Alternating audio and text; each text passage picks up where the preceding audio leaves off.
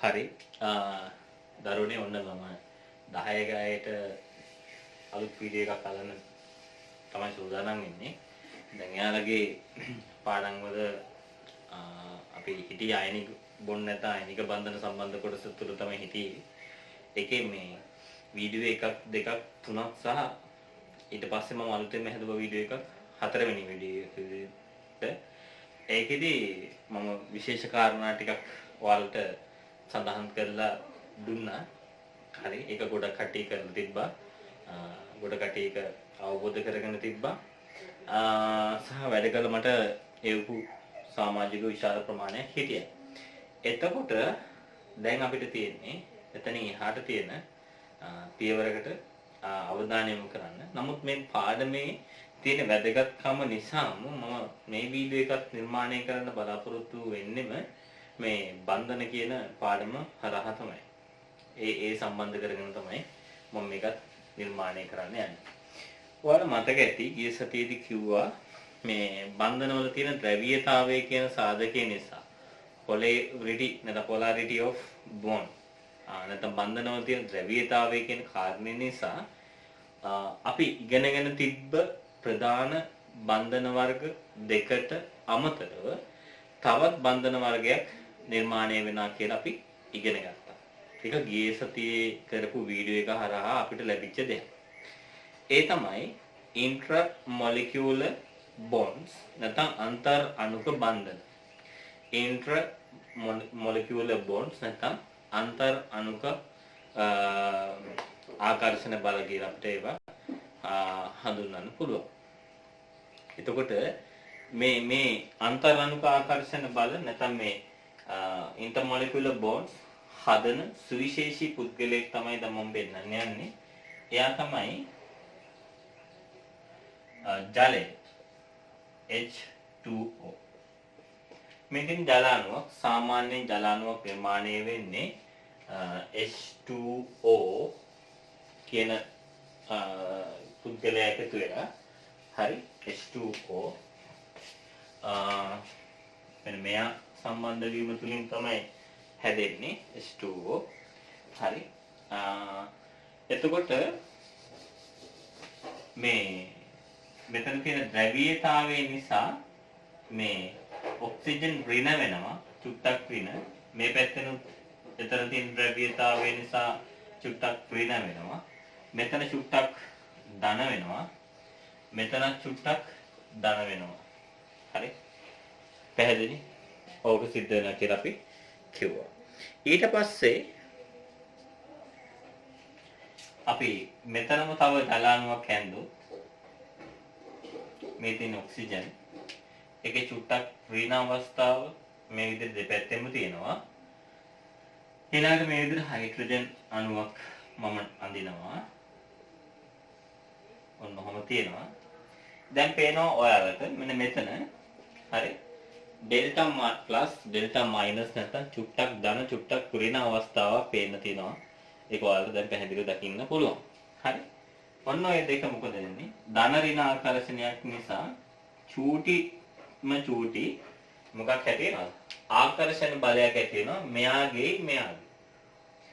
මේ කියන මොලිකියුල් එකයි මෙන්න මේ කියන මොලිකියුල් එකයි. නැත්නම් මේ කියන සංයෝගයයි මෙතන තියෙන මේ සංයෝගයයි මොකද වෙන්නේ? මෙන්න මේ කියන ද්‍රවීයතාවයේ කියන සංසිද්ධිය නිසා polarity කියන දේ නිසා මොකද වෙලා තියෙන්නේ? මෙන්න මේ විදිහේ ආකර්ෂණ බලයක් ඇති වෙනවා. අපි ඒකට කියනවා අණු අතර ඇතිවන ආකර්ෂණ බලයක් නැත්නම් intramolecular bond එකක් කියලා කියනවා. පැහැදිලිනේ? ඒක ඉගෙන ගත්තා.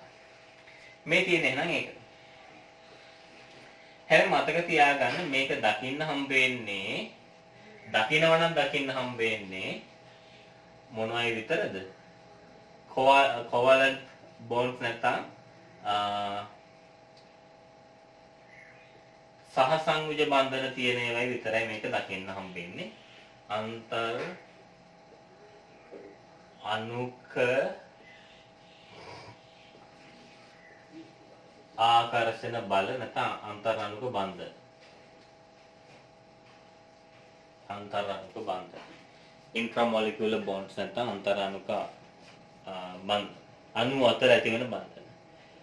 මේ ජල අණු අතර ඇති වෙන මෙන්න මේ කියන අන්තර් අණුක බන්ධන වලට තව නමක් දෙනවා. මෙතන විශේෂයෙන්ම හයිඩ්‍රජන් ඉන්නවනේ. ඒ නිසා අපි මේවට කියනවා හයිඩ්‍රජන් බොන්ඩ් කියලා. Hydrogen bond. නැත්නම් අපි කියනවා හයිඩ්‍රජන් බන්ධන කියලා කියනවා. මොනවා කියලා කියනවද අපි මේවට? හයිඩ්‍රජන් බන්ධන. පැහැදිලිද? හයිඩ්‍රජන් බොන්ඩ් නැත්නම් හයිඩ්‍රජන් බන්ධන කියලාත් අපි ඒවට හඳුන්වනවා. සරලයි සිද්ධිය.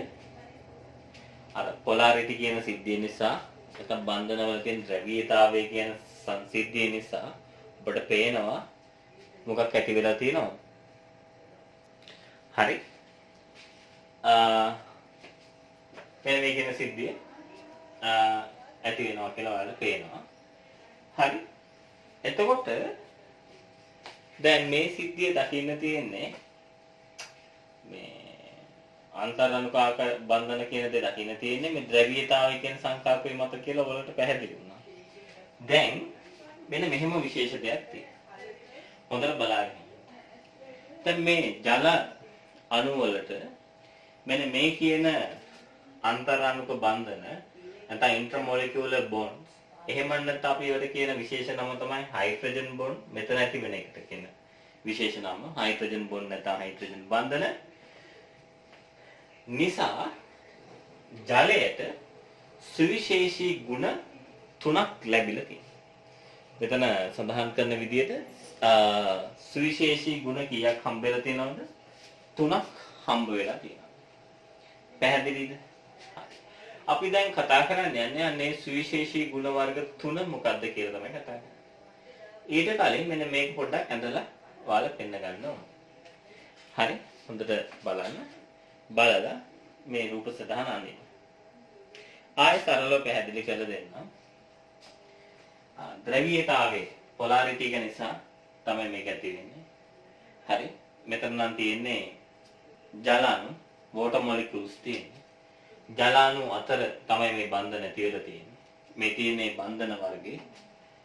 ඒකට අපි කියන නම තමයි අන්තර් අණුක බන්ධන නැත්නම් ඉන්ට්‍රා මොලිකියුලර් බොන්ඩ් කියලා අපි කියනවා. මෙන්න මේ වගේ අවස්ථාවලදී හැදෙන මෙන්න මේ බන්ධන වලට අපි තව නමක් කියනවා. විශේෂයෙන්ම හයිඩ්‍රජන් සහභාගී වෙනවා මේ සිද්ධියේදී. අපි මේවට කියනවා මොනවද? Hydrogen bond. හරි? මේ හයිඩ්‍රජන් බොන්ඩ් නැත්නම් අන්තර් අණුක බන්ධන නිසා මෙතනදී ඇතිවෙච්ච මේ ඉන්ට්‍රාමොලිකියුලර් බොන්ඩ්ස් නිසා මේ ජලය කියන පුද්ගලයාට සුවිශේෂී ලක්ෂණ තුනක් විතර හම්බ වෙලා තියෙනවා. පැහැදිලි? ඊට වඩා දේවල් තියෙනවා. නමුත් ප්‍රධාන වශයෙන්ම ඔයාලගේ විෂය නිර්දේශයේදී අපිට කතා කරන්න තියෙන්නේ ලක්ෂණ තුනක් ගැන. අපි දැන් අවධානය යොමු කරන්න යන්නේ අන්නේ ලක්ෂණ තුන මොකක්ද කියලා අවධානය යොමු කරලා කතා කරන්න බලාපොරොත්තු වෙනවා. ඊට කලින් ඔයාලා මොකද කරන්න ඕන? මෙන්න මේ කියන දේ නිර්මාණය කරගන්න ඕන. පැහැදිලි? හරි. අද අපි කතා කරමු මෙන්න මේ දේ නිසා ජල අණුවට ලැබිලා තියෙන ප්‍රයෝජන මොනවද? නැත්නම් යා සතුව පවතින සුවිශේෂී ගුණ මොනවද කියලා. right. මෙන්න පළවෙනි ගුණය. හරි? මම ලියනවා මාතෘකාවක් ඉස්සෙල්ලා ලියන්න දෙන්නම් ඔයාලට. හරි? මෙන්න මේක තමයි ලියන්න ඕන. සිංහල මාධ්‍යයට මම නෝට් එක කටින් කියන්නම්. අනිත් කට්ටියට මම බෝඩ් එකේ ලියන්න. එතකොට වැඩේ කරගෙන යන්න ලේසි. හයිඩ්‍රජන් බන්ධන නිසා හරි හයිඩ්‍රජන් බන්ධන නිසා due to hydrogen bond hydrogen බන්ධන නිසා හයිඩ්‍රජන් බන්ධන නිසා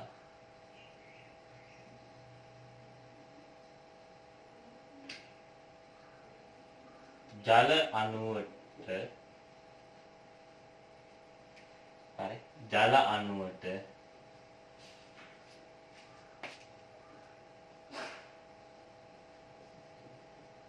ලැබී ඇති ජල අණු වලට ලැබී ඇති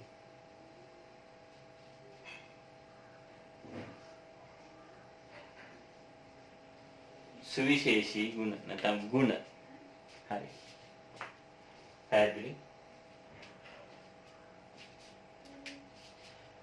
හයිඩ්‍රජන් බන්ධන නිසා ජලාණුවක් සතුව පවතින නැත්නම් ජලාණුවකට ගොඩනැගී ඇති ජලාණුවක් සතුව පවතින සුවිශේෂී ගුණ තමයි මේකදී අපි කතා කරන්න බලාපොරොත්තු වෙන්නේ. පැහැදිලිනේ?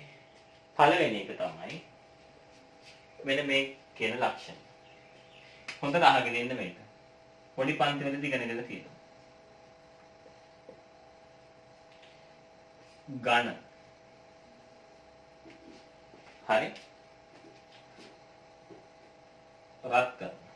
We are providing heat energy to solid components. Right? ඒක පෙන්වන්නේ ත්‍රිකෝණයක් ගහලා මේ ඝන මොන හරි දෙයකට තාපය සපයනවා කියලා මෙන්න මේ රූප මාත්‍රිකව පෙන්වන්නේ මෙන්න මේ විදිහට. අදාළ ද්‍රව්‍ය හැපැත්තේ ලියලා ඊතලයක් ගහලා ඊට යටින් දාලා තියෙන මොකද්ද ත්‍රිකෝණයක්. මොකද දාලා තියෙන්නේ ත්‍රිකෝණයක් දාලා තියෙන්නේ. ඒකෙන් කියවෙන්නේ එයාව රත් කරනවා කියන දේ තමයි එතන කියවෙන්නේ. අපි දන්නවා බොහෝ දේවල් ගිනි ගන්නේ නැත්නම් අපි කියන දහණය වෙන්නේ නැත්නම් එයා රත් වෙලා මොකක් බවට පත් වෙනවා? ද්‍රවයක් බවට පත් වෙනවා. පැහැදිලි? ද්‍රවයක් බවට පත් වෙනවා. දැන් මම මේ පොඩි කතාවක් කියන්නේ.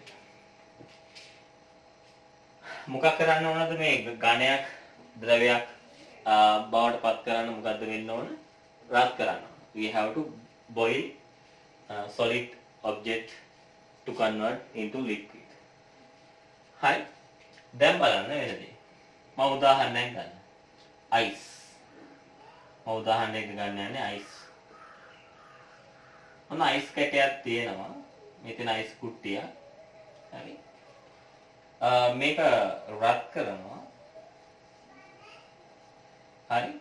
අපි තුමු ඍණ දෙකක උෂ්ණත්වයක තියෙන. සෙන්ටිග්‍රේඩ් අංශය කීයක් තියෙනවද? ඍණ දෙක. -2 degree of centigrade තියෙනවා. ඍණ දෙකයි. පැහැදිලි? අපි රත් කරනකොට මොකද වෙන්නේ? උෂ්ණත්වය වැඩි වෙන්න ඕනේ.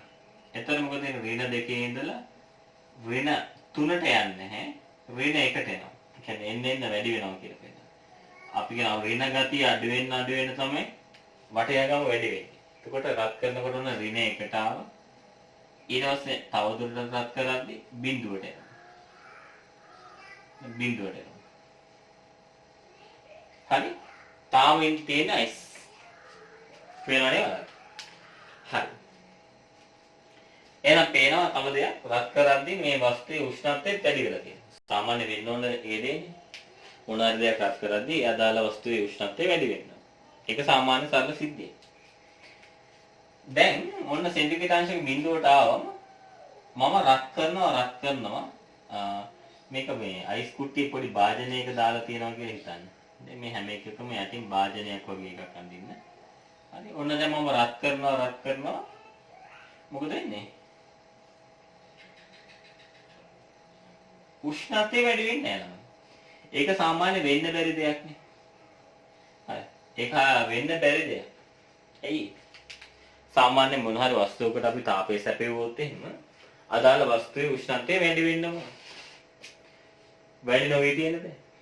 හැබැයි අපි දැන් තාපය සැපේනවා. සුපුරුදු විදියට වැඩි වුණා. ඍණ දෙකේ තිබ්බේ ඍණ 1ට වැඩි වුණා. ඍණ 1කින් බිඳුවට ගියා. එතනින් එහාට රත් කරන උෂ්ණත්වය වැඩි වෙන්නේ.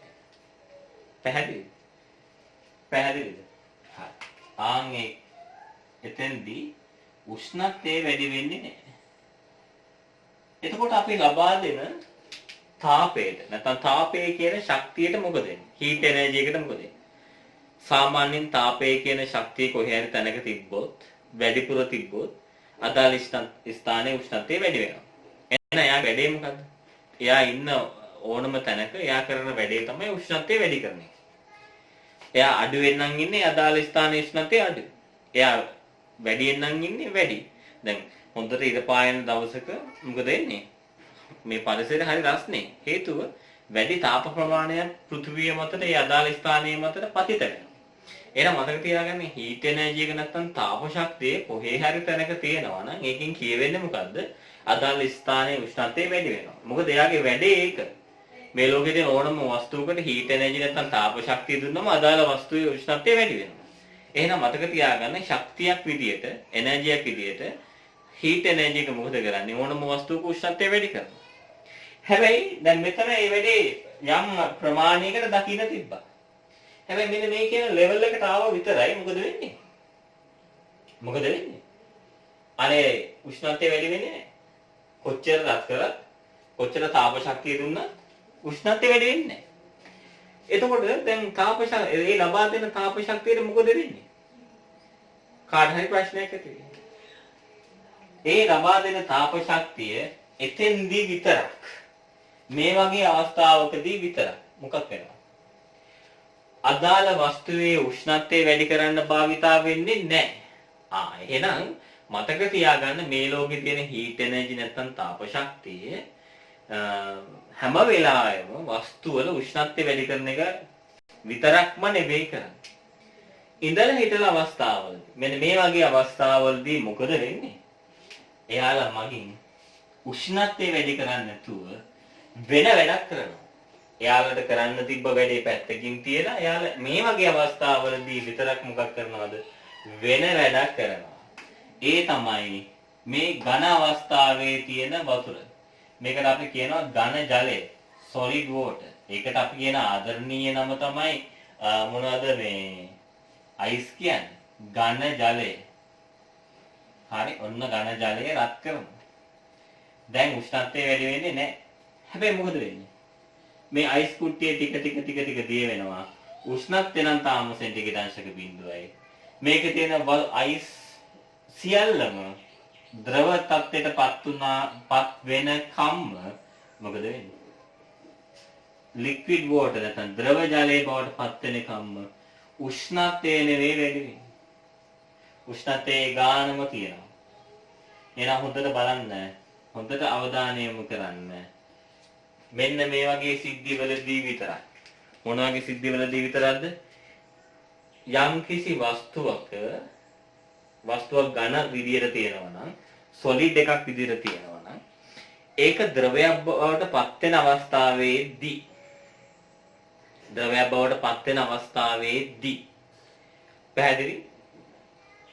කොච්චර තාප ශක්තිය දුන්නත් උෂ්ණත්වය නම් වැඩි වෙන්නේ නැහැ.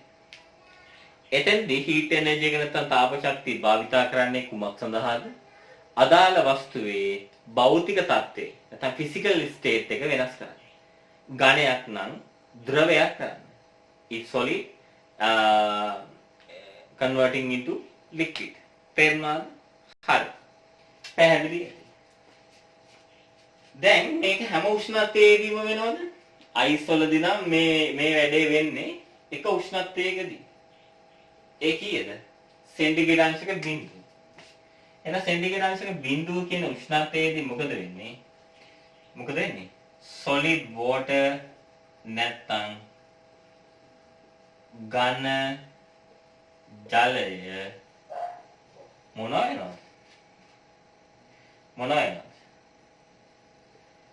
වෙනවද? ද්‍රව ජලයේ බවට පත් වෙනවා. හරි. අරමු පුදුම දෙයක්. ඝන අවස්ථාවේ තිබ්බේ ද්‍රව අවස්ථාවට පත් වෙනවා. හරි. මෙන්න මේ කියන උෂ්ණත්වයේදී තමයි ඒක උනේ. එතකොට මේ කියන උෂ්ණත්වයට ආවම පස්සේ මේ වැඩේ වෙලා ඉවර වෙනකම්ම ඔය උෂ්ණත්වය නම් ඔය ගානින් එහාට මෙහාට වෙන්නේ නැහැ. පැහැදිලිද? ඕකට අපි නමක් කියනවා. මේ උෂ්ණත්වයට නමක් කියනවා. තේරුණාද? දැන් මේක වතුරට අදාළ එකක්. හැම එකටම අදාළ නැහැ. මේක වතුරට අදාළ එකක්. අපි කියනවා මෙන්න මෙහෙම. melting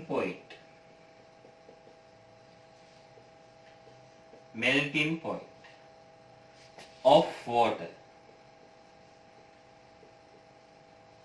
melting point of water නැත්නම් ජලයේ ද්‍රවාංකය. අන්න වචනේ. මෙතන ජලය කියන එක නෙවෙයි වචනේ. මෙතන ඉගෙන ගන්න ඕන වචනේ තමයි ඉංග්‍රීසි වලින් නම් melting point. සිංහලෙන් නම් මොකක්ද? ද්‍රවාංකය. මෙතන කාගේ ද්‍රවාංකයද කතා කරන්නේ? අපේ ජලය. ඒක කීයද? සෙන්ටිග්‍රේඩ් අංශක 0. හරි. දැන් අපි සරල කරමු. ඕනම වස්තුවකට තාපය සැපියුවොත් උෂ්ණත්වය වැඩි වෙන්න ඕන. ඒක තමයි යා විසින් කරන වැඩේ. හරි. ඊළඟට සමහර අවස්ථාවලදී එහෙම වෙන්නේ නැහැ. එහෙම වෙන්න තියෙක අවස්ථාවක් තමයි ඝනයක් ද්‍රවයක් වෙන ද්‍රවයක් බවට පත් වෙන උෂ්ණත්වය. එතෙන්ට ආවම අදාළ ඝනයේ ඒ උෂ්ණත්වයට ළඟා වුණාම මොකද වෙන්නේ? උෂ්ණත්වය තවදුරටත් වැඩි වෙන එක නතර වෙනවා.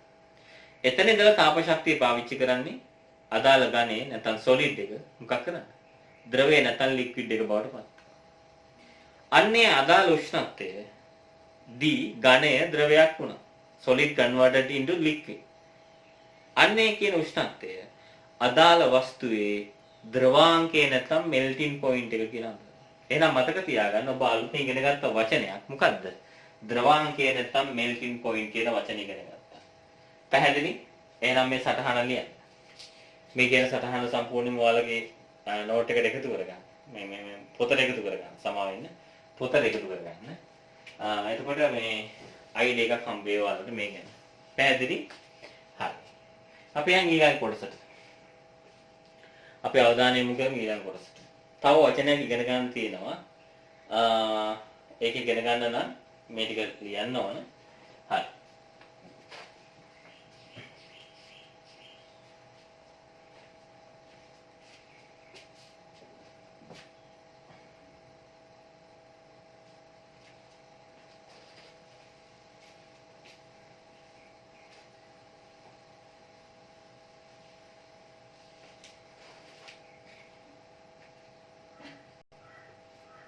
මෙන්න ඊළඟේ.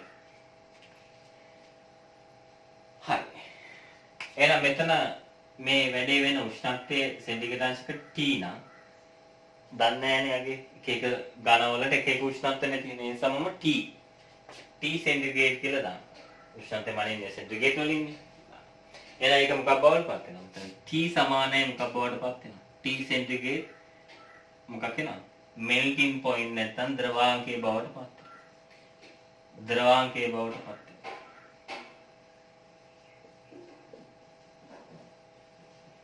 හරි. මේ ද්‍රවය මේ ඝනය ද්‍රවයක් බවට පත් වෙන උෂ්ණත්වයේ T නම් ඒ කියන්නේ මොකක්ද ඒක? melting point නැත්නම් ද්‍රවාංකයේ බවට පත් වෙනවා. ඊළඟට ඔයගේ තව සිද්ධියක් තියෙන මෙතන. අර සිද්ධියම තමයි මම එච්චර එහාට පැහැදිලි කරන්න යන්නේ නැහැ. මොකද තාපය කියන පාඩම ඔයාලට තියෙනවා 11 දී. heat lesson එක තියෙනවා. මේකෙදි කතා කරන්න පුළුවන් මේවා ගැන. එහෙනම් මේක රත් කරාම මොකද වෙන්නේ? දාර සිද්ධිත් එක්ක සංසන්දනය කළ බැලුවොත් මොකද වෙන්නේ මෙතන? මෙතන මොකද වෙන්නේ? ගෑස් නැත්තම් වායු. ඒ කියන්නේ ලික්විඩ් එක නැත්තම් ද්‍රවයක් රත් කරාම මොකක් බවට පත් වෙනවද? වායුවක් බවට පත් වෙනවා. හරි? මේ ද්‍රවයේ වායුව බවට පත් වෙන උෂ්ණත්වයක් ඇතිනේ. අපි හිතමු මේක T1 කියලා. අතන T මෙතන T1. හරි? ඒකට නමක් තියෙනවා. ඒකට කියනවා boiling point නැත්නම් තාපාංකය. ඒකෙදි වෙන්නේ තර දෙයම තමයි. දැන් ඝනේ ද්‍රවය වුණා. ඊට පස්සේ ඔන්නායේ 100% ද්‍රවය වුණාම තවදුරටත් රත් කරද්දි දැන් ඔන්න තාපය මගේ මොකද කරන්නේ? අදාළ ද්‍රවයේ උෂ්ණත්වය වැඩි කරගෙන යනවා. ඒත් යම් කිසි උෂ්ණත්වයකට ආපු ගමන්ම වැඩි වෙන එක නතර වෙනවා. ඊට පස්සේ මොකද වෙන්නේ? වැඩි වෙන එක නතර වෙලා ඊළඟට මොකද වෙන්නේ? වායු බවට පත් වෙනවා. තේරෙනවද මොන බවට පත් වෙන්නේ? වායු බවට පත් වෙනවා. ගෑස් බවට පත් වෙනවා. It's converting into gas. ඒ වෙලාවෙත් මොකද වෙන්නේ? ඒ අදාළ උෂ්ණත්වය වෙනස් වෙන්නේ නැහැ. ඒ වැඩේ වෙලා ඉවර වෙනකම්. අරක වගේම තමයි. මෙතනත් ඒ සිද්ධියමයි. හරි? අන්න ඒකට කියන නම තමයි boiling point නැත්නම් තාපාංක. මෙතනදී නම් ඒ අගේ කියන්නේ T1 සෙන්ටිග්‍රේඩ්. පැහැදිලි? එහෙනම් ඔබ ඉගෙන ගත්තා ද්‍රවාංකය කියන වචනේ විස්තරාත්මකව melting point කියන word එක ඉගෙන ගත්තා. ඊට පස්සේ ඒ හරහා ඉගෙන ගත්තා මොකද boiling point නැත්නම් තාපාංකය කියන දෙත් ඉගෙන ගත්තා. පැහැදිලි ඇති ඔයාලට දැන් මේක. හරි? එහෙනම් අපිට ඉගෙන ගන්න අවශ්‍ය වුණ terms නැත්නම් පාරිභාෂිතයක් තියෙනවා. එකක් melting point නැත්නම් ද්‍රවාංකය අනිත් එක boiling point එහෙම නැත්නම් අපි කියනවා තාපාංක right මෙතෙන්දී අපිට වැදගත් වෙන්නේ නැහැ මොකද්ද melting point මෙතෙන්දී අපි සංසන්දනාත්මක නැත්නම් ජලයේ සතුව පවතින සුවිශේෂී ගුණයේ විදියට කතා කරන්න බලාපොරොත්තු වෙන්නේ මෙන්න මේ වචනේ. ජලයේ තියෙන ගුණනේ අපි කතා කරන්නේ. එහෙනම් මතක තියාගන්න මෙන්න පළවෙනි ගුණය. having high boiling point.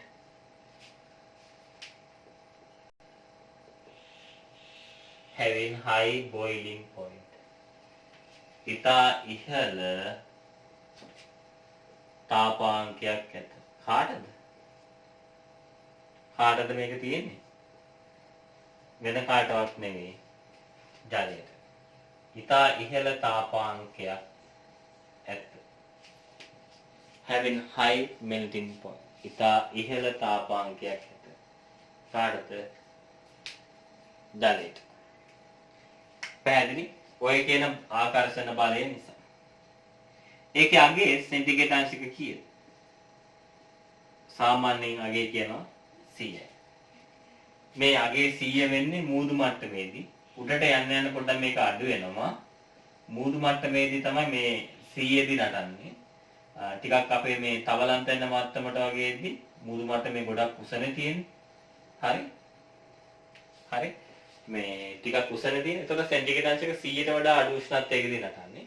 100ට වඩා අඩුයි කියන්නේ 50ට විතර බහින්නේ නැහැ. 96ක් 7ක් 8ක් වගේ වෙනවා. තවත් උඩට යන්න තියෙන්නේ තවත් අඩු වෙනවා. ඒකට හේතු තියෙනවා. ඒවා අපි පස්සේ වෙන වෙනම කතා කරමු. පැහැදිලි? ඒවා අපි වෙන වෙනම පස්සේ කතා කරමු. දැනට මේ කරුණ විතරක් ඔළුවට දාගන්න. මේ නෝට් එක නැත්නම් සටහන ඔබ දැන් ලියා ගන්න. එහෙනම් මතක තියාගන්න ජලයට සාමාන්‍යයෙන් එයාත් එක්ක සංසන්දනය කරලා බලද්දී එයා අනිත් අයත් එක්ක සංසන්දනය කරලා බලද්දී මොකක් තියෙනවද? එයාට ඊට ඉහළ තාපාංකයක් නැත්තම් බොයිලින් පොයින්ට් එකක් තියෙනවලු. හරි? සාමාන්‍යයෙන් මෙයාගේ බරක් තියෙනවනේ. ස්කන්ධයක්. ඒ ස්කන්ධය සාමාන්‍යයෙන් අපි ඔය වෙනම පාඩමක් තියෙනවා. ඒකෙදි කතා කරනවා මේ ස්කන්ධ ගැන පරමාණු වල ස්කන්ධ අණු වල ස්කන්ධ ගැන කතා කරනවා. ඒතර මේක ස්කන්ධය ගැන කතා කරනකොට අපිට හම්බ වෙනවා මේ කියන සාධකේ. පැහැදිලි? අපිට හම්බ වෙනවා මේ කියන සාධකේ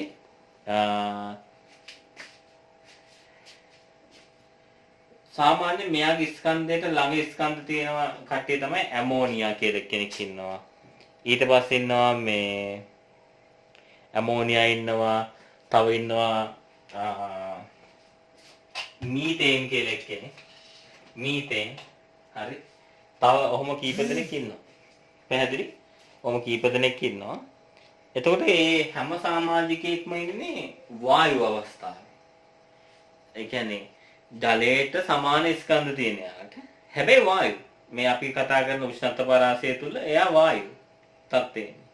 ඒ කියන්නේ සාමාන්‍ය සෙන්ටිග්‍රේඩ් අංශක 25 දී එයා වායුවක්. ඒ කියන්නේ 25 කියන උෂ්ණත්වයට ආපු ගමන් ඇවිල්ලා තියෙද්දිත් එයා වායුවක්. හැබැයි ඒ ස්කන්ධයටම සමාන ස්කන්ධයක් තියෙන ජලය මොකද වෙන්නේ? එක සමාන බරන්න තියෙන්නේ. මොකද වෙලා තියෙන්නේ? ද්‍රව අවස්ථාවේ 25 දී ද්‍රව. එයා වායුවක් කරන්න නම් අඩුම තරමේ කීයකට ගෙනියන්න ඕන? 100කට ගෙනියන්න ඕන. සෙන්ටිග්‍රේඩ් අංශක 100ට ගේන්නම ඕන. තේරුණාද? ඒකට හේතුවක් තියෙනවා. දැන් මේ වායුවක් වෙනවා කියන්නේ මොකද්ද? මේ තියෙන ද්‍රවයක් නම් මේ තියෙන භාජනයේ තියෙන ද්‍රවයක් නම් මේ තියෙන ද්‍රව අණු නම් මේ තියෙන ඒ ද්‍රවයේ තියෙන අණු නම් මොලිකියුල්ස් නම් මොකද වෙන්නේ? රත් කරද්දී මෙයාලා වායු වෙනවා කියන්නේ මොකද්ද? මේ කියන ද්‍රවයේ ඉඳලා මොකද රත් කරද්දී මොකද වෙන්නේ? එක එක්කෙනා මොකද වෙන්නේ? මෙහෙම මේ මාධ්‍යෙන් ගැලවිලා උඩට යන වායු විදියට යන. තේරුණා? ඔක තමයි වායුවක් වෙන්න බලපාන හේතුව. ඒතර ඔයාලා බලන්න ඉතින් මම කිව්වා මෙයාට සමාන ස්කන්ධ තියෙන කට්ටිය මොකද වෙන්නේ? ඒ ඔය කියන උෂ්ණත්ව පරාස තුල නිකන් වායුවක් විදියට ඉන්නේ. වායු විදියට. එයි මං ස්කන්ධ සංසන්දනය කරේ. අපි දන්නවා මොන හරි කෙනෙක් ඉහළ යන්න හරි. උඩ පානනකොට ලේසියෙන් උඩ පානින්න පුළුවන් බර අඩු එක්කෙනෙක්ට. ස්කන්ධය අඩු එක්කෙනෙක්ට. එහෙනම් මොන හරි දෙයක් උස්සගෙන උඩට ගෙනියන්න පුළුවන්. මොකක් වෙනවද? ස්කන්ධේ ගොඩාක් අඩු දෙයක් ලේසියෙන් ගෙනියන්න පුළුවන්. දැන් පඩිපෙළක් දිගේ උඩට පුළුන් ගෙනියන එක ලේසි. පඩිපෙළක් දිගේ උඩට යකඩ කුට්ටියක් ගෙනියන්නවට වඩා. එතකොට වායුවක් වෙනවා කියන්නේ මොකද්ද? ඉන්න තැන ඉඳලා උඩට යනවා. වාෂ්ප වෙලා යනවා කියලා අපි කියන්නේ. යනවා. එතකොට ඉන්න තැන ඉඳලා උඩට යන්න නම් මොකද වෙන්නේ? ස්කන්ධය අඩු වෙනවා. අඩු වෙනකොට මොකද වෙන්නේ? ලේසියෙන්ම යන්න පුළුවන්. එතකොට ජලයට සමාන ස්කන්ධ තියෙන කට්ටිය ඉන්නවනේ. එයාලා දැනටම තින්නේ උඩ ගිහිල්ලා වායු විදියට එන්නේ. පාව වෙවි ඉන්නවා. හැබැයි ඒ ස්කන්ධයට සමාන ස්කන්ධයක් තියෙන ජලය මොකද වෙලා තියෙන්නේ? ද්‍රවයක් විදියට යන්නේ. හේතුව ඔයාලට මම කිව්වා නේද ජල අණු අතර තියෙනවා කියලා අන්තරාණුක ආකර්ෂණ බලය. අත හයිඩ්‍රජන් බොන්ඩ්ස් ඒවයි මොකද කරන්නේ? මේ ජල අණු ඔක්කොම එකට ඇලිලා ඉන්නේ. ආකර්ෂණය වෙලා ඉන්නේ. නිකන් අර එකිනෙක අතර මොකද වෙන්නේ? ආකර්ෂණයක් තියෙනවා. ඒ කියන්නේ මෙතන ජල අණුවක් තියෙනවා නම් මෙතන ජල අණුවක් තියෙනවා නම් මේ දෙන්න අතර මොකක්ද තියෙන්නේ? පොඩි ආකර්ෂණ බලයක් තියෙනවා. දෙන්න ලණුවකින් ගැට ගහලා වගේ කියලා හිතන්න. ඔන්න ඔහම හැමෝම අතර මොකක් තියෙනවද? ආකර්ෂණ බලයක් තියෙනවා. තේරුණාද? එතකොට රත්තරන්දි ජල අණුවක් මෙහෙම උඩ යන්න හැදුවත් එයාගේ ඇඟේ එල්ලිලා ඉන්නවා අනිත් ජල අණු ඔක්කොම වගේ. එක්කෙනෙක් පිටිපස්සේ එක්කෙනෙක් පිටිපස්සේ. හරියට ලණුවක් තියෙනවා. ඒ ලණුවේ එක්කෙනෙක් එල්ලිලා ඉන්නවා. එයාගේ කකුලේ තව එක්කෙනෙක් එල්ලිලා ඉන්නවා. එයාගේ කකුලේ තව එක්කෙනෙක් එල්ලිලා ඉන්නවා. එහෙම අරගේ කකුලේ ඔක්කොම එල්ලිලා ඉන්නවා. එතකොට රත් කරාට මොකද වෙන්නේ? මෙයාට උඩට යන්න බෑ. හේතුව පල්ලෙහෙන් අල්ලගෙන ඉන්නවා යන්න දෙන්නේ නැහැ. ඒ නිසා තමයි සාමාන්‍ය කාමර උෂ්ණත්වයේදී නැත්නම් රූම් ටෙම්පරේචර් එකේදී මොකද වෙන්නේ? මෙයාලා මොකක් විදිහට තියෙනවද? ඉන්න ඕන හරිනම් වායු වල ඉන්නවා. ඉන්නේ මොකේද? ද්‍රව තත්ත්වය තමයි. හේතුව මෙයාලා අතර තියෙන ආකර්ෂණ බල නිසා දේශීන් ගැලවිලා වායු කියන සීමාවට යන්න බෑ. ඇදගෙන ඉන්නේ. තද කරලා බැඳන් ඉන්නේ. පැහැදිලි? ඒකයි මෙතන තියෙන විශේෂත්වය. හරි. ඒකයි මෙයාට ඉතා ඉහළ මොකද තාපාංකය නැත්නම් හයි මෙල්ටි මේ බොයිලින් පොයින්ට් එකක් තියෙනවා කියලා අපි සඳහන් කරා. හරි? ඊළඟ එක. හරි. ඊළඟ එක තමයි having high specific heat capacity. ඉතා ඉහළ විශිෂ්ට තාපධාරිතාවයක් තියෙනවා. ඉතා ඉහළ විශිෂ්ට තාපධාරිතාවයක් තියෙනවා. having high specific heat capacity. having high specific heat capacity.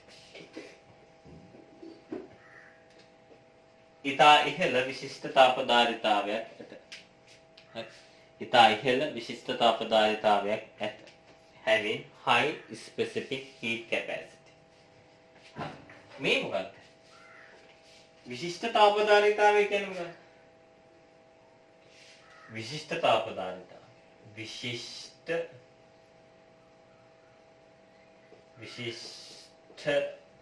තාපධාරිතාව.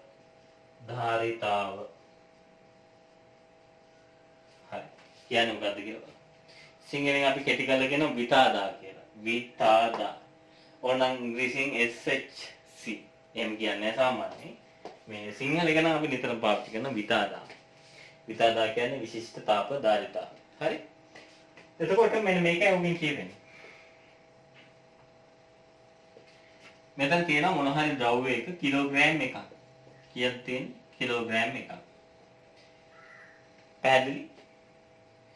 මේකේ උෂ්ණත්වය සෙන්ටිග්‍රේඩ් අංශක අපි හිතමු 10යි. කීයේ තියෙන්නේ? 10 තියෙන්නේ. කීයේ තියෙන්නේ 10යි. වත් කරමු. මොකක්ද දෙන්නෝ? අර අපි කියන උෂ්ණත්ව පරාසවල නැත්තම් අර තාපාංකේ නැත්තම් බොයිලින් පොයින්ට් මෙල්ටිං පොයින්ට් නැත්නම් ද්‍රවාංකය කියන එකේ නැත්නම් අනිවාර්ය උෂ්ණත්වය කීය දක්වා වැඩි වෙන්න ඕනද? 11 දක්වා වැඩි වෙනවා. ඒතර උෂ්ණත්වය කොච්චරක් වැඩි වුණාද? සෙන්ටිග්‍රේඩ් අංශක එකක් වැඩි වුණා. ඒකට මොනවද ලබා දුන්නේ? තාප ශක්තිය. හීට් එනර්ජි එක දුන්නා.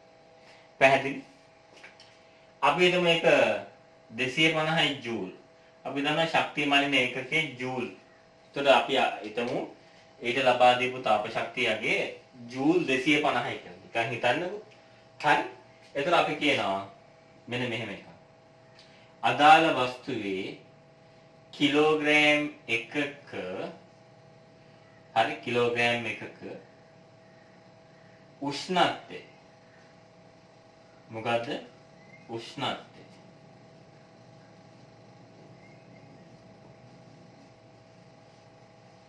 කීයකින්ද වැඩි වෙලා තියෙන්නේ? 10 ඉඳලා 11ට. ඒ කියන්නේ එකකින්.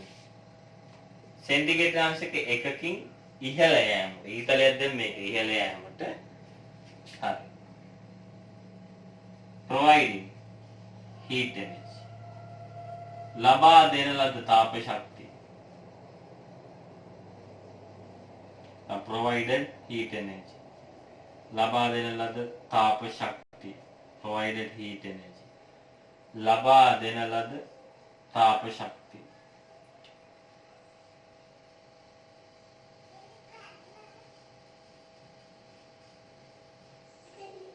ලබා දෙන ලද තාප ශක්තිය කීයද?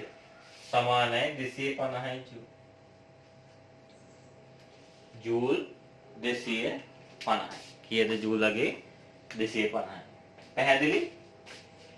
ආයි කියන්නේ කිලෝග්‍රෑම් එකක උෂ්ණත්වය සෙන්ටිග්‍රේඩ් අංශක එකකින් ඉහළ ලබා දීපු තාප ශක්තිය කීයද? 250. ඕකෝනම් මෙහෙම ලියාගන්න. හරි? ඔන්න ඕකට අපි කියනවා මොන හරි වස්තුවක කිලෝග්‍රෑම් එකක කිලෝග්‍රෑම් එකක උෂ්ණත්වය සෙන්ටිග්‍රේඩ් අංශක එකකින් වැඩි කරන්න ලබා දෙන්න ඕන තාප ප්‍රමාණය මොකක් විදිහට හඳුන්වනවද? විතාදා නැත්නම් විශිෂ්ට තාපධාරිතාවයේ විදිහට හඳුන්වනවා. විතාදා නැත්නම් විශිෂ්ට තාපධාරිතාවය SHC specific heat capacity කියලා කියන විතාදා. සරලයි සිද්ධිය. මොන හරි ද්‍රව්‍යයක් තියෙනවා. හරි? ඒකේ කිලෝග්‍රෑම් කීයද? 1යි. උෂ්ණත්වය කීයකින් වැඩි වෙන්න ඕනද? 1කින් වැඩි වෙනවා. 10 නම් ඉන්නේ 11යි. 25 නම් ඉන්නේ 26යි. 30 නම් ඉන්නේ 31යි. 1කින් වැඩි වෙන්න ඕන කොහොමද? 1කින් වැඩි වෙන්න ලබා දෙන්න ඕන තාප ප්‍රමාණය. අදාළ වස්තුවේ මොකක් බවට පත් වෙනවද? විතාදා බවට පත් වෙනවා. specific heat capacity කියලා. ඒත් අපි ඔකට මෙහෙම කියන්නත් පුළුවන්. 250යි ජූල්. ඔක මෙහෙම ලියන්නත් පුළුවන්. මේකේ සංකේත වගේ. මේ වචනෙන් ලියපු ඔක්කොම මෙහෙම පෙන්නන්න පුළුවන්. කොච්චරකද වැඩි වෙලා තියෙන්නේ? කිලෝග්‍රෑම් එකක. ඒ නිසා අපි දානවා kg ඍණ එක. මේක කියවන්නේ කොහොමද? කිලෝග්‍රෑමයට per kilogram. කිලෝග්‍රෑමයට කියන්නේ 1 කිලෝග්‍රෑම් එකක්. තේරුණාද? උෂ්ණත්වය කොච්චරකින් වැඩි වෙන්නද? 1කින්. වෙන්න අපි කියවනවා. සෙන්ටිග්‍රේඩ් අංශකයට එකකට. තේරුණාද? එකක වැඩි වෙන්නට. එහෙම කියන්න පුළුවන්. කිලෝග්‍රෑම් එකක උෂ්ණත්වය සෙන්ටිග්‍රේඩ් අංශක එකකින් වැඩි වෙන්න ඕන ජූල් ප්‍රමාණය. තාප ප්‍රමාණය ශක්තිය තමයි අපි හඳුන්වන්නේ මොකක් විදිහද? මෙයාගේ විතාදා. අපි හිතමු මේක A කියලා. A කියන වස්තුව නම් A කියන වස්තුවේ විතාදා විශිෂ්ට තාපධාරිතාවයේ අපිට මෙහෙම කියන්න පුළුවන්. specific heat capacity. මොකක් කියලා කියන්න පුළුවන්? 250යි ජූල් කිලෝග්‍රෑම් එකක නැත්නම් කිලෝග්‍රෑමයට per kilogram per degree of centigrade centigrade අංශකයට කිලෝග්‍රෑම් එකක උෂ්ණත්වයේ සෙන්ටිග්‍රේඩ් අංශක එකකින් වැඩි කරන ලබා දිය යුතු තාප ප්‍රමාණය අදාළ වස්තුවේ විතාදා නැත්නම් විශිෂ්ට තාපධාරිතාවය එහෙම නැත්නම් specific heat capacity කියලා අපි හඳුන්වනවා. හරි සරලයි. හරි? දැන් අපි බලමු ජලයට මේ කියන අගේ ඉතා ඉහළයි කියලා කියනවනේ. අපි බලමු මේක. දැන් මේක තේරුම් ගත්තනේ. මේක ලියන්න ඕනේ ඔයාලා. හරි? දැන් අපි බලමු ජලය. ජලයේ විතාදා. specific heat capacity of water. ජලයේ විශිෂ්ට තාපධාරිතාව. ඔබ දන්නවා දැන් ඒකක අනිවාර්යෙන් එන්න ඕන මොකකද? කිලෝග්‍රෑම් එකක් කියන එක එනවා. වතුර කිලෝග්‍රෑම් කීයද අපි ගන්න? 1යි. ඊළඟට උෂ්ණත්වය කොච්චරකින්ද වතුර වැඩි වෙන්න ඕන? සෙන්ටිග්‍රේඩ් අංශක 1කින්. ඒ සඳහා ලබා දිය යුතු තාප ශක්තිය ප්‍රමාණය ජූල් වලින් මැන්නොත් එහෙම හරි. ජූල් හරි. ජූල් කීයක් වෙනවද? 4200ක් වෙනවා. ජූල් කීයද? 4200ක් වෙනවා. කොච්චරක් වෙනවද? 4200. දැන් මේ වස්තුවේ උෂ්ණත්වය කිලෝග්‍රෑම් එකකින් වැඩි කරන්න දෙන්න ඕන උෂ්ණත්වය කිලෝග්‍රෑම් එකක උෂ්ණත්වය සෙන්ටිග්‍රේඩ් අංශක 1කින් වැඩි වෙන්න ලබා දෙන්න ඕන අගේ කීයද? 250යිනේ. හැබැයි වතුර කිලෝග්‍රෑම් එකක උෂ්ණත්වය සෙන්ටිග්‍රේඩ් අංශක 1කින් වැඩි කරන්න ලබා දෙන්න ඕන තාප ප්‍රමාණය මොකක් වෙනවද? ඉතා ඉහළ අගයක් තියෙනවා. එච්චර දීලා සෙන්ටිග්‍රේඩ් අංශක කීයද උෂ්ණත්වය වැඩි වෙන්නේ? 1යි. මේ රූප සටහනේ තියෙන දේ දැන් මේ වචනෙන් විස්තර කරපු දේ වුණා රූප සටහනකින් පෙන්නන්න. ඒතර වතුර කිලෝග්‍රෑම් එකක උෂ්ණත්වය සෙන්ටිග්‍රේඩ් අංශක 1කින්. අපි බලමු කොහොමද ඒක පෙන්වන්නේ කියලා. මේ තියෙන වතුර මෙතන හිතන්න වතුර කිලෝග්‍රෑම් එකක් තියෙනවා. කටියට ප්‍රශ්නයක් ඇති වතුර කිලෝග්‍රෑම් එකක් ගන්න කොහොමද? අපි දන්නේ ලීටර මිලිලීටර විතරනේ කියලා. ඒතකොට ඉතින් කරන් තියෙන එකම දේ භාජනයක් අරගෙන ඉස්සෙල්ලා භාජනයේ ස්කන්ධය මනිනවා. භාජනයේ ග්‍රෑම් 200ක් තියෙනවා නම් ඒක තරාදියක් උඩ තියලා 1200 වෙනකම් වතුර දානවා. ඒතර වතුර කිලෝ කීයක් තියෙනවද? එකක් තියෙනවා.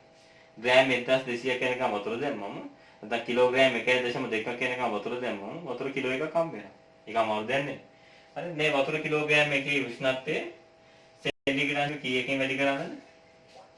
1කින් වැඩි කරන්න. වැඩි කරනවා කියලා බැලුවම උඩට ඊතරේ දාන්න. කොච්චරද දෙන්න ඕන තාප ශක්තිය? කොච්චරක් දෙන්න ඕනද? 4200යි ජූල්. ඒක හඳුන්වනවා අපේ මොකක් විදිහටද? ජලයේ විතාදා. නැත්නම් ජලයේ විශිෂ්ට තාපදායකය. Specific heat capacity of water. පැහැදිලි? එතකොට ජලයේ කිලෝග්‍රෑම් එකක උෂ්ණත්වය සෙන්ටිග්‍රේඩ් අංශක 1කින් වැඩි කරන්න මෙච්චර ලොකු තාප ශක්ති ප්‍රමාණයක් දෙන්නවා. ඒ දීලත් වැඩි වෙන්නේ 1කින්. පැහැදිලි? ඒ නිසා මේ ජලයේ සතුව පවතින මේ ගුණය එයාට උරුම වෙලා තියෙන මේ කියන හයිඩ්‍රජන් බන්ධන නිසා තමයි. ඒක වෙනම කතාවක්. ඔය කියන අපි කතා කරපු හයිඩ්‍රජන් බොන්ඩ්ස් නැත්නම් ඉන්ට්‍රාමොලිකියුලර් බොන්ඩ්ස් නැත්නම් අන්තර් අණුක ආකර්ෂණ බල නැත්නම් හයිඩ්‍රජන් බන්ධන නිසා තමයි මේ ගුණය ජලයට උරුම වෙලා තියෙන්නේ. ඒක කිසි ගැටලුවක් නැහැ. මේ ගුණය නිසා තව වාසි අපිට හම්බෙච්ච වාසි ගොඩක් තියෙනවා. එකක් තමයි අපේ වාහනවල එන්ජින් රත් වෙද්දී එන්ජිම පුපුරන්න පුළුවන්. අධික ලෙස රත් වුණොත් එන්ජිම පුපුරන්න පුළුවන්. ඒක වළක්වන්න අපි රේඩියේටර් එක කියලා වාහනයට හයි කරලා දෙනවා පාමිය. ඒ රේඩියේටර් එකට අපි දාන්නේ වතුර. දැම්මම පස්සේ මොකද වෙන්නේ? එන්ජිමේ තියෙන අධික රස්නය ඒ රේඩියේටර් එක ඇතුළේ තියෙන වතුර ටික මොකද කරන්නේ? උරා ගන්නවා. උරා ගන්නකොට මොකද වෙන්නේ? එන්ජින් එක අධික ලෙස රත් වෙන එක වළකිනවා. පැහැදිලි? අධික ලෙස රත් වෙන එක වළක්වනවා. දැන් එන්ජිම රත් වෙන එක නතර කරන්න බෑ වතුරට. අධික ලෙස රත් වෙන එක වළක්වන්න පුළුවන්. ඒක වළක්වන්නේ කොහොමද? ජලය මගින් උරා ගන්න. ජලයට ලොකු තාප ප්‍රමාණයක් උරා ගන්න පුළුවන්. හැබැයි එයාගේ උෂ්ණත්වය වැඩි වෙන්නේ ඊටාම ස්වල්ප ලෙස. සාමාන්‍ය අපි හිතමුකෝ වතුර සෙන්ටිග්‍රේඩ් අංශක 25 වාහනේ ස්ටාර්ට් කරද්දී තිබ්බේ 25. හරි? ඒ රේඩියේටර් එකේ වතුර තිබ්බේ 25ක කියන උෂ්ණත්වය කියලා හිතන්නකෝ. එතකොට ඔන්න එන්ජිමෙන් වැඩිපුර තාපයේ ජූල් 4200ක් පිට වුණා. හරි? මේ 4200ක් ආවා. ඒ ටික මොකද කරන්නේ? වතුර ගත්තා. වතුර උරා ගන්නවා. පැහැදිලි? එතන වතුර උරා ගන්නකොට මොකද වෙන්නේ? වතුරේ උෂ්ණත්වය 25 ඉඳලා කීයටද වැඩි වෙන්නේ? 26ට වැඩි වෙනවා. එච්චරයි. ඊළඟ තව 4200ක් ආවොත් 24ට වැඩි වෙනවා. තව එකක් ආවොත් 28යි. වතුර වාෂ්ප වෙන්නේ 100නේ. 100 දක්වාම මේ වැඩේ වෙන්න පුළුවන්. 100 දක්වාම මේ වැඩේ වෙන්න පුළුවන්. ඒතර 4200 25න් පටන් ගත්තොත් එහෙම එයාට උරා ගන්න පුළුවන් 4200 ඒවා කීයක්ද? වතුර කිලෝ එකක් නම් දාලා තියෙන්නේ. කීයක් උරා ගන්න පුළුවන්ද? 175 ඉඳන් 25 ඉඳලා 75ක් උරා ගන්න. 44200 75ක් උරා ගන්න පුළුවන්. ලොකු ප්‍රමාණයක්. ඒ නිසා මතක තියාගන්න මෙන්න මේ කියන විශේෂ ගුණය වතුරට ආවේ එයා සතුව පවතින හයිඩ්‍රජන් බන්ධන නැත්නම් හයිඩ්‍රජන් බොන්ඩ්ස් නිසා. නැත්නම් අන්තර් අණුක ආකර්ෂණ බල නිසා. ඒක නිසා තමයි මේක ආවේ. මේක ආපු නිසා ජලය අපි විවිධ කෘත්‍යයන් සඳහා භාවිතා කරනවා.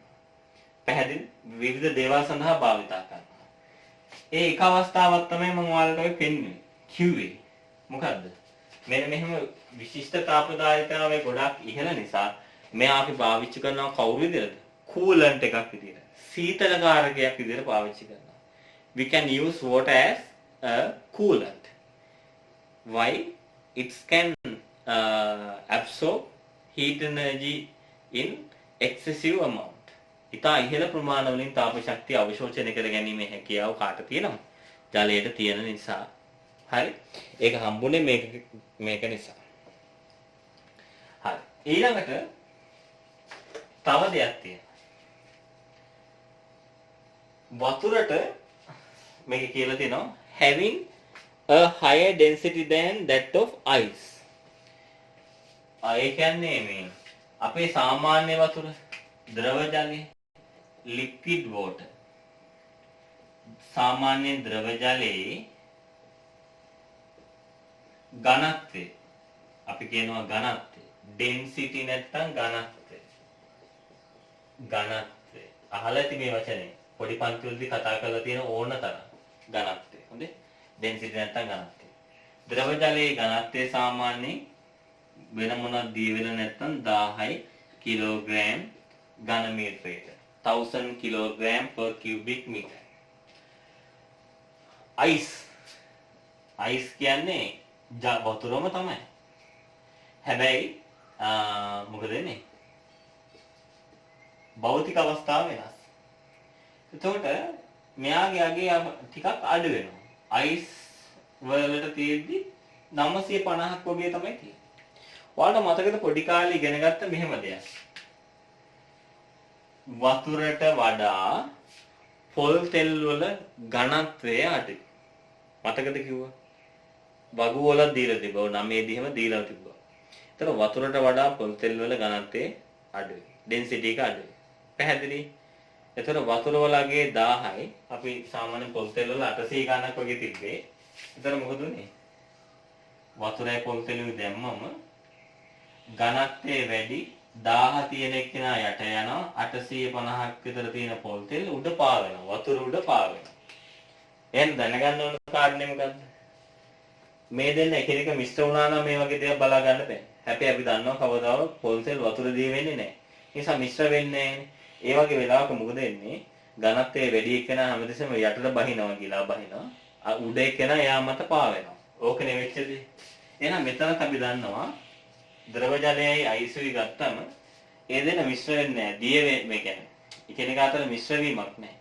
මෙයා දිය වෙලා ද්‍රව ජලයේ බවට පත් වෙන එක වෙනම කතාවක්. අයිසුයි ද්‍රව ජලයේ දැම්මම මේ දෙන්න මිශ්‍ර වෙන්නේ නැහැ. වෙන වෙනම තියෙනවා. ඒක අපි දන්නවා මොකද්ද? එහෙම වුණොත් එහෙම බැලුවොත් එහෙම මොකද වෙන්නේ? වතුර උඩ අයිස් පාවෙනවා. මොනවද පාවෙන්නේ? අයිස් උඩ තියෙන්න වතුර යට තියෙන්න මෙන්න මේ විදිහට පාවෙනවා. වෝටර්. මේ වෝටර් කියන්නේ නිකන් ද්‍රව ජලයේ පාවෙන. හොඳට බලන්න ඒක. අයිස් උඩ වතුර උඩ අයිස් පාවෙන. ඒක නෑ ටයිටනින් නෙවෙයි හැප්පුනේ. අයිස් කන්දක් කොහෙන් හරි කඩාගෙන වැටිලා වතුරට. ඔය උත්තර ධ්‍රවයෙන් හරි දක්ෂිණ ධ්‍රවයෙන් හරි කඩාගෙන වැටෙන්නේ. වැටිච්ච එක එහෙම්මම ගිලා බැස්සනම් ඕක නැවේ වදින්නේ නෑ. ඒක මොකද වෙන්නේ වතුරේ පාවෙවි ආව. ඇවිල්ලා නැවේ වැද්දා. නැව ගිලුණා. පැහැදිලි? හැබැයි අයිස් වතුර මත පාවෙන. එතකොට මේක සාමාන්‍ය ජීවිතේට වැදගත් වෙන්නේ ඇයි? තේරෙනවද? ඇයි වැදගත් වෙන්නේ? අපි බලමු ඇයි වැදගත් වෙන්නේ කියලා. මේ රූප සටහනක් හඳින්නවා. ඔයාලා මෙතන තියෙන තුන්වෙනි කරුණ ලියලා මේ රූප සටහන ඇදලා පෙන්නන්න ඕනේ. පෙන්නලා අයිඩියා එක දෙන්න ඕනේ මොකද්ද? වතුර උඩ අයිස් පාවෙනවා කියන එක. හේතුව ඝනත්වයේ වෙනස. තේරුණාද? හරි. මේකේ තියෙන වාසිය මොකද්ද කියලා බලමු.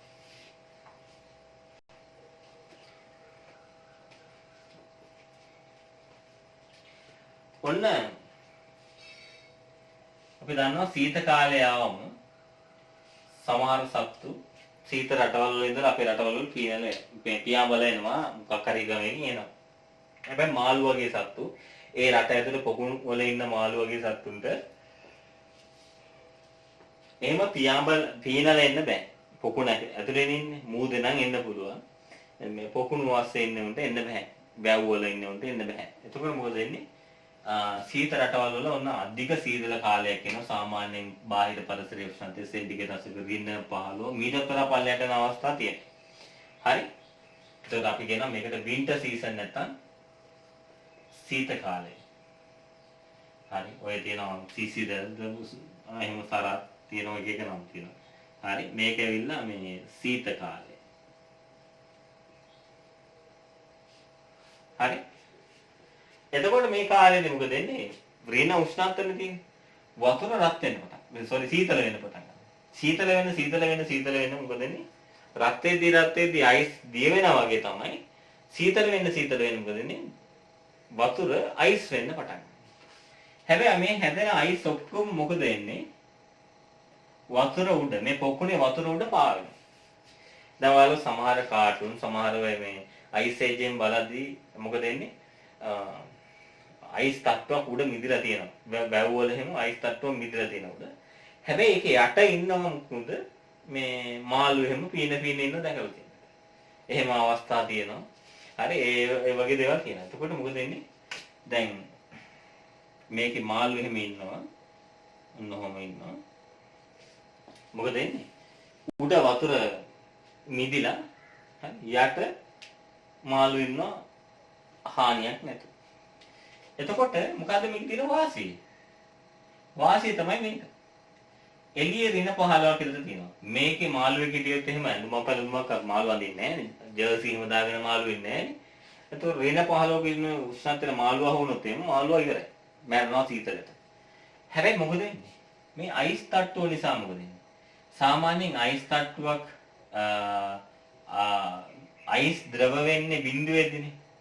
එතකොට ද්‍රව ජලයේ අයිස් වෙන්නේ බිඳුවේදී. ඒක හරියට නිකන් අර මේ දේශ සීමාව වගේ. බිඳු සෙන්ටිග්‍රේඩ් අංශක බිඳුව කියන්නේ දේශ සීමාවක් වගේ. මෙහෙට මැන්නොත් ද්‍රව වෙනවා අනිත් පැත්තට ගියොත් අයිස් වෙනවා වගේ. හරි.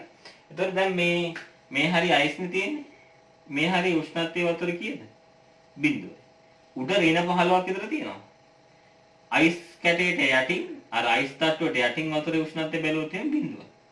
මේ මාළුවා ඉන්න හරියට આવොත් එහෙනම් සාමාන්‍ය සෙන්ටිග්‍රේඩ් අංශක 2ක් විතර ඇති. පල්ලෙහාට යන උෂ්ණත්වය වෙන්නේ. එතකොට මාළුවාට මොකද වෙන්නේ? එදී තියෙන අධික සීතල, කට්ට සීතල දැනෙන්නේ නැහැ. හේතුව මොකක්ද? මේ වතුර උඩ පාවෙන අයිස් තට්ටුව නිසා. ඒ නිසා මේ මාළුවට මෙන්න මේ කියන දේ නිසා වතුර උඩ අයිස් පාවෙන සිද්ධිය නිසා මාළුන්ට මේ පොකුණු වල ඉන්න විශේෂයෙන් මාළුන්ට සීත කාලයේදී මොකක් කරගන්න පුළුවන් වෙලා තියෙනවා. තමන්ගේ ජීවිතය ආරක්ෂා කරගන්න පුළුවන් වෙලා තියෙනවා. මෙන්න මේ කියන ක්‍රමවේදය හරහා. තේරුණාද? එතකොට සාමාන්‍ය මාස 6ක් විතර තමයි මේවා තියෙන්නේ. මාස 6කට පස්සේ ආ ඉරේලිය කරලා මේවා දී වෙන්න පටන් ගන්නවා. එතකොට මාළුවා ඉන්නවා. අවුරුදු 10ක් විතර සීත කාලේ තිබ්බොත් එහෙනම් මේ තට්ටුව මිදිලා පල්ලෙහාට ඇවිල්ලා මාළුවක් ගල් වෙලා ඇයි. ඒකට අවුරුදු ගාණක් ගත වෙනවා සීත කාලේ. ඒතර මේ තියෙන මාස 6ට මේ සාමාන්‍ය ඝන ස්තරය තමයි හැදෙන්නේ. ගොඩාක් ඝනකම වෙන්නේ නැහැ. ඒතර ඇතුළේ ඉන්න ජීවීන්ට වෙනම පරිසරයක් එළියේ තියෙන සීතල දැනෙන්නේ නැහැ. හරියට අපි ගෙයක් ඇතුළේ ඉන්නවා වගේ. නූර්ලියේ පැත්තේ එහෙම ගියම් එළියේ මාරම සීතල. හැබැයි නූර්ලියේ පැත්තේ තියෙන ගෙවල් වල මොකද වෙන්නේ? ඇතුළේ හොඳට රස්නේ තියෙනවා. ඒතකොට මොකද වෙලා තියෙන්නේ? ආවරණය වෙලා තියෙන හින්දා. එළියේ සීතල ඇතුළට දැනෙන්නේ නැහැ. ඒතර මෙයාලට එහෙම නැහැ. හැබැයි මෙතන තියෙන මේ හැදෙන අයිස් තට්ටුව නිසා මොකද වෙන්නේ? එහෙම ආරක්ෂාවක් ලැබෙනවා. ඔන්න බලන්න ජලයේ සතුව පවතින මෙන්න මේ අන්තරාණුක ආකර්ෂණ බල නිසා ජලයට ලැබිලා තියෙන විශේෂ ගුණ තියෙනවා. පැහැදිලි? ගොඩක් තියෙනවා. ඊළඟට ඔයාලට මේ පාඩමේ මේ කොටස සම්බන්ධ තියෙන දේ මම කතා කරලා අවසන් කරනවා. ඊළඟට ඔයාලට කතා කරන්න තියෙනවා මේ වගේ කොටසක්. එක පැත්තක තියෙනවා අයනික බන්ධනවල ලක්ෂණ characteristics of ionic compounds characteristics of covalent bonds නැත්නම් සහසංයුජ බන්ධනවල ලක්ෂණ කියලා මේ කොටස් දෙකක් තියෙනවා ඔය මම කතා කරපු එකට එහා පැත්තේ පිටුවල. ඒකත් දැන් ඔයාලා තේරුම් අරගෙන ලියන්න.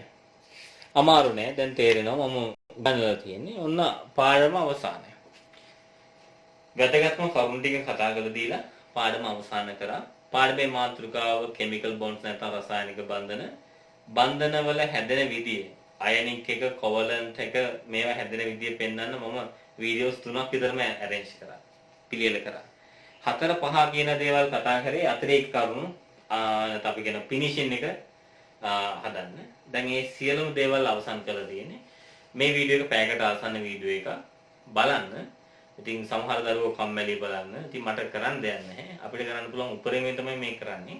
මේක හොඳයි. ඉතින් දරුවෙක්ට වැඩ කරගන්න පුළුවන්. දැන් මට ඊළඟ අවුරුදු වල එහෙම උගන්වද්දී 11 දැන් 10 වසරේ ළමයි ආවම මට මේ මෙහෙම දිගටම වීඩියෝස් හදාගෙන ගිහිල්ලා ඒක YouTube එකේ තිබ්බම මොකද වෙන්නේ මට ආයේ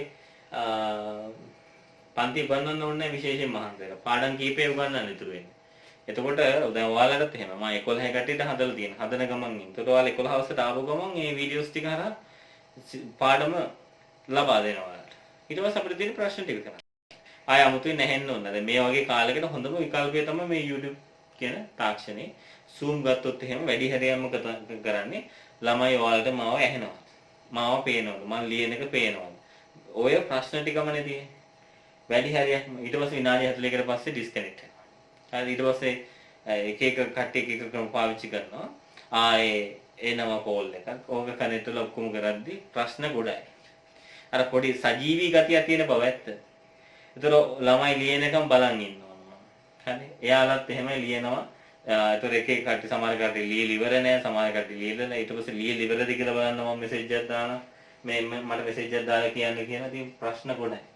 මේක එහෙම නැහැ. මේක ඕන වෙලාවක බලන්න පුළුවන්. සමහරවිට මම Zoom class එක කරනකොට ගෙදර ඔයාලට ෆෝන් එක නැහැ. හරි? එක්කෝ තාත්තා වැඩට ගිහිල්ලා අම්මා වැඩට ගිහිල්ලා. ඒතකොට දවල් කරන්නේ ළමයට ඒ පාඩම එහෙම මගේ අරගෙන. හැබැයි මේකේ තියෙන වාසිය තමයි Tamanට ඕන වෙලාවක බලන්න පුළුවන්. ඒ වගේම Zoom meeting එකක් ගියාම හරියට පන්තියට ආවා වගේ තමයි. තේරුම් නැත්නම් තේරුම් නෑම තමයි ආය අපසට එන්න බෑ. හැබැයි මේකේ තියෙන විශේෂත්වය තමයි. නැවත නැවත බලන්න පුළුවන්. Repeatedly we can see this. නැවත නැවත බලලා තේරුම් ගන්න උත්සාහ කරන්න පුළුවන්. ඕන තැනක නතර කරන්න පුළුවන්. හදිසියෙ මොන හරි කන්න අවශ්‍ය නම් බඩගිනි නම් වීඩියෝ එක නතර කරලා ගිහලා කාලා ආව ප්‍රශ්නයක් නැහැ. ගැටලු සහගත දේවල් ඇති වෙන්නේ නැහැ. ඒ නිසා මම දකින විදිහට මේ කාලෙට තියෙන උචිතම ක්‍රමය Zoom එකටත් වඩා මේ ක්‍රමය උචිතයි. හේතුව මේ ක්‍රමයේ තියෙන උචිතභාවයේ තියෙන වාසිය තමයි එකක් මේක ඕන වෙලාවක ඔබට පරිශීලනය කිරීමේ හැකියාව තියෙනවා. නැවත නැවත බලන්න පුළුවන්. සහ තේරෙන්නේ නැති කොටස් නැවත නැවත මේ මෙනෙහි කරන්න පුළුවන්, ඒ දේවල් කරන්න පුළුවන්, අධ්‍යයනය කරන්න පුළුවන්. මේ වගේ හැකියාවන් ගොඩක් මේ හරහා ලැබිලා තියෙනවා. එහෙනම් හැමෝටම සුබ දවසක්. මෙන්න මගේ අවසාන වීඩියෝ එක බන්ධන පාඩම සම්බන්ධව තියෙනවා. එහෙනම් ජයෙන් ජයම වෙන්න ඕන කට්ටිය හොඳට වැඩ කරන්න.